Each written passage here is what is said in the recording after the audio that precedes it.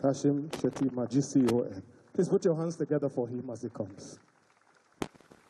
Your Excellency Boswell Obot Akwabio, President of the Senate, ably represented by Senator Adeni Adebomire, Senator representing Ondo Central and Chairman Senate Committee on Judiciary, the Speaker of the House of Representatives, Right Honorable Tajuddin Abbas, ably represented by Honorable Solomon Bob, my Lord, the Chief Justice of Nigeria, Justice Kudirat Otomori Olatokombo Kekere Ekun ECON. I can, Your Excellency, the Governor of Ondo State, Loki Orumishan Ayeda Tiwa, Prince Latif Opakbemi, SAN, Honorable Attorney General of the Federation and Minister for Justice, ably represented by Barrister Beatrice Kedi Akbar, the Solicitor General of the Federation. His Excellency Ezon Nyesom Wike, CON, Honorable Minister of the Federal Capital Territory, ably represented by the FCT General Counsel, Salman Danko, Ashwaju Adeboyega Solomon Aumolo, SAN, Chairman, Body of Benches and Light Bencher. My Lord, retired Chief Justices of Nigeria, Honorable Justice Olukayode Ariola, GCON, Vice Chairman, Body of Benches, and Honorable Justice SMA Belgore. A real man, my very good friend, a supremely competent gentleman, Babatunde Raji Hashala, CON, SAN. Distinguished light benchers and members of the Body of Benchers, Mazi Apam Osikwe, SAN, President of the Nigerian Bar Association, other serving and retired justices of the Supreme Court, that I will single out for special recognition, Justice Mary Odili. The Chairman of the Economic and Financial Crimes Commission, Mr. Olanifekun Olukoyede, Honorable Justice, Honorable Judges and Cadis, members of the Inner and Outer Bar, and my lords, permit me to recognize my very good friends, M.A. Abubakar, SAN, Victor Ndoma Egba, Professor Isa Hayatu Churoma, and Malam Yusuf Ali. The foundation of every great nation is built on the ethical sensitivity of the institutions that uphold justice. Such moral requirements require us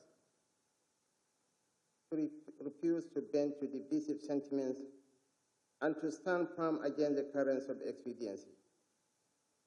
This distinguished assembly of jurists, legal practitioners, and custodians of justice serves as a reminder of this fundamental value. The Body of Benchers represents the highest traditions of our legal profession, and I am honored to join you in witnessing this historic moment today. The pursuit of justice does not happen in a vacuum. It is shaped by the gatekeepers and personnel of the law, which is why the Body of Benchers is an essential pillar of our sovereign existence. Time and again, we are reminded that a nation is only as accountable, fair, and orderly as the people who make, enforce, and interpret its laws. Each of us is a stakeholder in this democratic arrangement. One of the gravest mistakes we make is believing that justice is the wish of the loudest party. In reality, justice is just as essential to the most voiceless individual. It is the clearest affirmation that a nation is not governed by a mob, That is why we recognize that the mandate entrusted to President Bola Ahmed Tinubu was affirmed by a judiciary that did not yield to the weight of vested interests, a judiciary that understood that the fate of a nation is too sacred to be intimidated by any party or bartered for compromise. Laws are not mere technicalities. They are the scaffolding of civilization. Without laws, there is no order. Without order, there is no society. Every time justice is delayed, every time the law is bent to serve the interests of agents of anarchy, and every time institutions waver in the face of blackmail, we erode the very foundation of our nation. And if that foundation crumbles, no matter how high we have built, everything falls apart.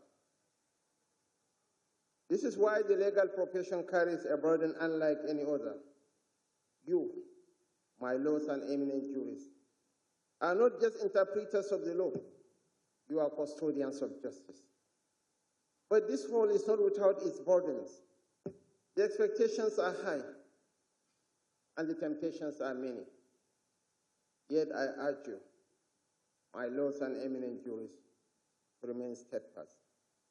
To borrow the words of the eminent jurist Lord Atkin, justice is not a cloistered virtue.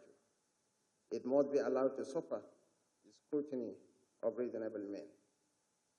Permit me, therefore, to reiterate that His Excellency, President Bola Ahmed Tinubu, has demonstrated that the best way for a tripartite system of government to function is when we do not treat one another as enemies, but as allies, dedicated to the republican virtues of the nation and the advancement of our democracy.